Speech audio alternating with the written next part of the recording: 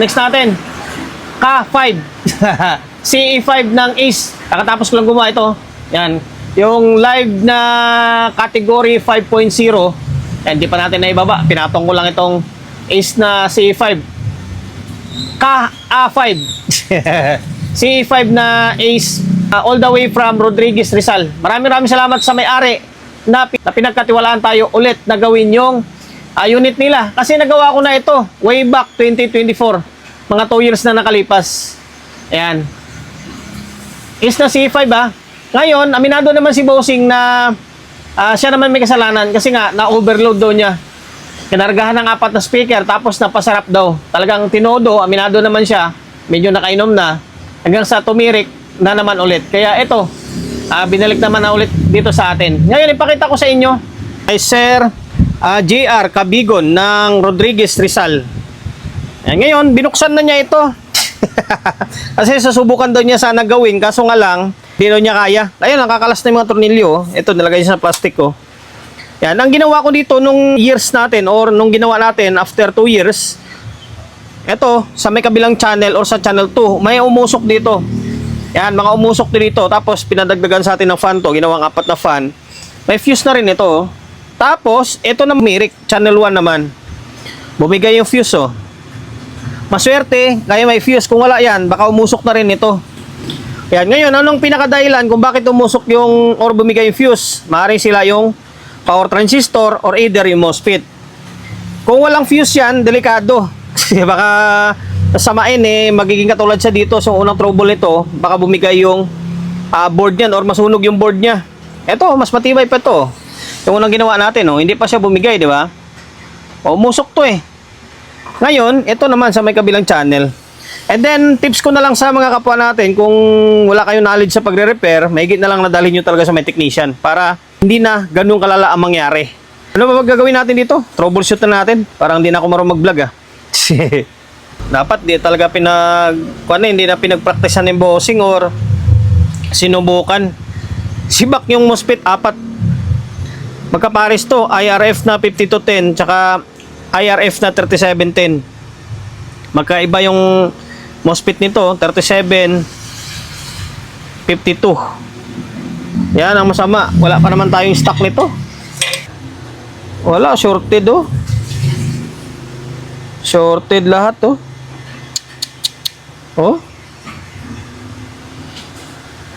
Ay nako. Wala pa naman tayong stock nito.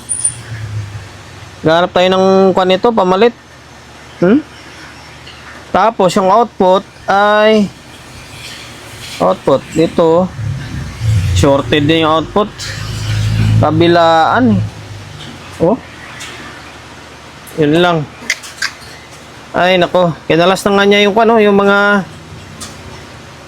dito yung emitter resistor. Maghahanap pa ako ng pamalit nito. Tanggalin ko muna yung mga shorted. Tanggalin ko muna yung output na shorted. Tapos, itong MOSFET. Grabe yung pagkadali niya. Hanap tayong pamalit na ito. Sana may pamalit ako niyan. Nakalas ko na yung output transistor. May nakaseries pala na 1K to dito May nakaseries na 1K to dito. Ngayon, yung MOSFET, hindi naman sira lahat. May buo siya na 2. Magkapares yung nadali. IRF na magkaiba to 3710 tsaka 5210. Ayan, sira yung dalawa.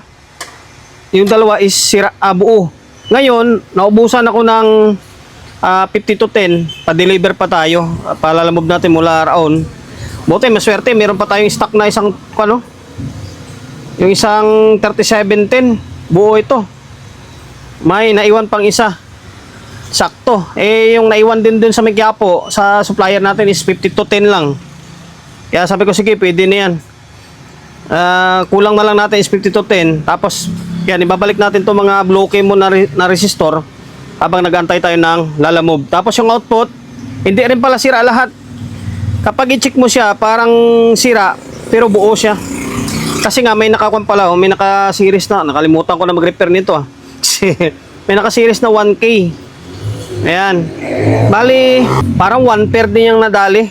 Parang 1 pair Okay, basta mamaya, pag naibalik ko, makikita nyo. Kumplituhin ko muna yung mga pyesa para, and then, siyempre, double check ko.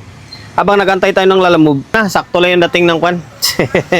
ng lalamove. Ayan, order natin, Isang pack na naman. Isang pares lang pala na kwan. Na output yung nadali. Ito. Nagmumukha lang sa shorted kanina kasi may naka-series ka. May naka-parallel na kwan, 1K. Yan, ito siya, Isang pares lang pala, lintik na yan. Tapos, dito sa may MOSFET, ito. Isang pares din.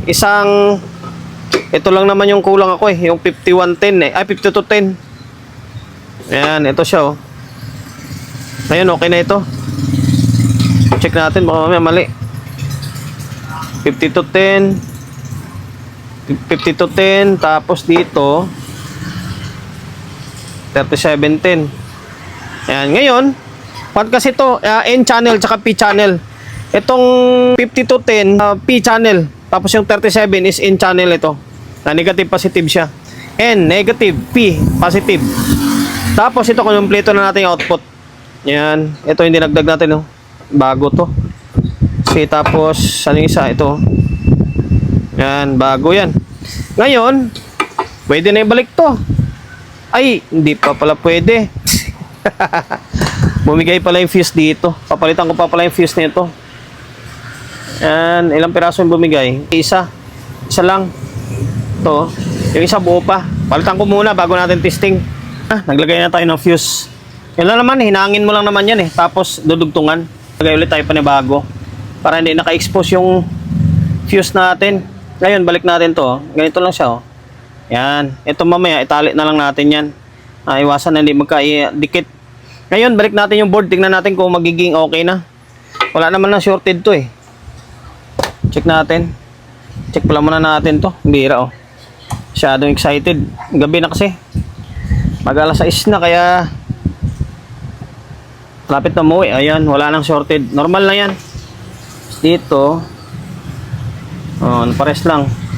Dito. Okay, wala na. Ngayon, balik natin yung board. Natin kung ano magiging kalabasan nito. Balik ko muna. Naibalik na natin yung board. Yan, mamaya na lang natin linisan to. Ngayon, bulb tayo siyempre. Para sigurado. Natin Okay, naka-protect. Wala naman umusok. Nag-relay parehas. Nag-normal mode din siya. Yun lang, output lang nadali. Maswerte yan. Buti may fuse. Ang masama nyo kung walang fuse, lintik. Ubos yan. Akala ko kanina naubos Mali lang pala ako. May nakaparallel pala 1K. Ngayon, check natin yung bias niya. Ngayon, kompleto na. Nasira yung kabila. Nasira na rin to. Okay, check natin. Bias muna. Buti dumating agad yung order natin. Yan lang ginagawa ko. Nagpapadeliver lang ako. May supplier tayo sa Quiapo may bias na. Kung di na kung wala tayong supplier doon, ay nako. Tayo pa tayo na ilang araw niyan. Ayan, Nasa 0.26 lang. Mababa lang yung bias nito.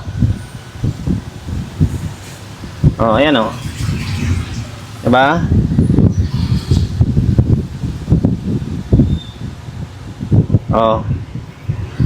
Okay na to. Pwede nang laban ulit to. Pwede nang laban ulit to. 0.26 lang. Ngayon, nalagay tayo ng speaker para matapos na tayo. Ito na, naglagay na tayo ng speaker. Yan. Tapos, naka stereo. Dalawang input. Cellphone natin gumagana yan. Okay. Uy. Umikot tong pan. Itong isang pan. Ayan. Stuck up na. Ayan. Gumagana yung cellphone natin Medyo na compressor ko na kahit paano. Iyon malakas din.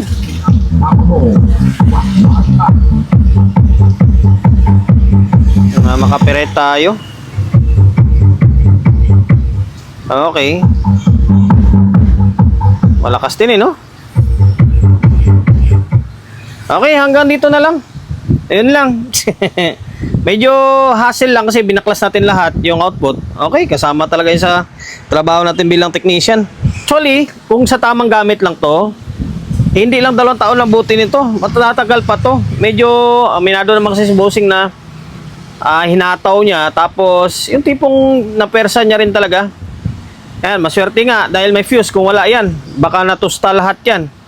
Kaya laking tulong talaga yung mga fuse. Kalain mo, 2 piraso lang pala nasira. 2 pirasong ito, yung output transistor, tapos 2 MOSFET. Ayun, hindi na tayo mag-fix bias dito kasi naka-fix bias na yan, no? Dati ko nang finix yan, eh. Hanggang dito na lang. Sana nakapag-idea tayo kung paano gawin yung Ace na CE5 tulad itong umusok na naman ni bossing. And then, dahil lumabot ka sa part ng video natin ito at hindi ka pa rin nakapag-subscribe, pakisubscribe ng YouTube channel natin. Pindutin mo yung bell button sa gilid, select mo yung all. Ayan, kapag napindot mo na yan, manonotified ka kapag meron tayong bagong upload na video. Nag-upload tayo ng video 1 beses, 2 beses kada araw. God bless and then peace atin lahat.